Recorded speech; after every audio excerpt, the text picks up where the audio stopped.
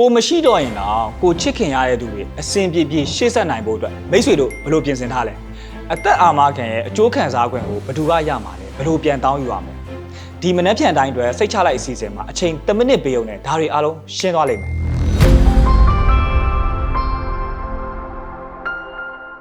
ဒါကတော့အသက်အာမခံရဲ့တကယ်အနှစ်သာရဖြစ်တဲ့ကိုချစ်ခင်ရသူတွေကိုစိတ်အေးချမ်းသာစေခြင်းတဲ့အပိုင်းခင်ဗျပထမအချက်အာမခံအကျိုးခံစား권ကိုဘယ်သူရမှာ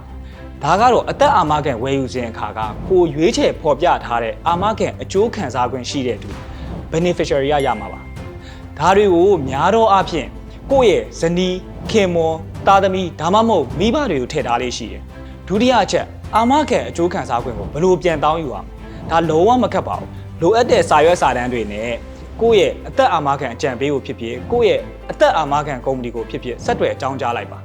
လုပ်ငန်းစဉ်တွေကိုအဆင်ပြေဆုံးနဲ့အချောမွေ့ဆုံးဖြစ်အောင်ဆောင်ရွက်ပေးသွားမှာပါဒါကြောင့်အသက်အာမခံဝယ်ယူတဲ့အခါမှာကိုယ့်ရဲ့အသက်အာမခံအကျိုးခံစား권ရှိတဲ့သူကိုတေးသေးချာချာဖော်ပြပေးဖို့နဲ့အဲ့ဒီအကြောင်းကိုမိသားစုကိုကြိုတင်အကြောင်းကြားဖို့လည်းမမေ့နဲ့ဘူးเนาะဒါဆိုရင်မနှက်ဖြန်တိုင်းအတွက်စိတ်ချရအောင်ဘာတွေပြင်ဆင်ရမလဲဆိုတာသိပြီးလောက်ပြီးထင်တယ်ထပ်မံသိလို့လည်းမေးခွန်းတွေရှိနေ comment မှာမေးထားလိုက်เนาะအားလုံးနဲ့နောက်တော့မှပြန်ဆုံတွေ့မယ်မိသားစုအားလုံးရဲ့မနှက်ဖြန်တိုင်းအတွက်စိတ်ချလိုက်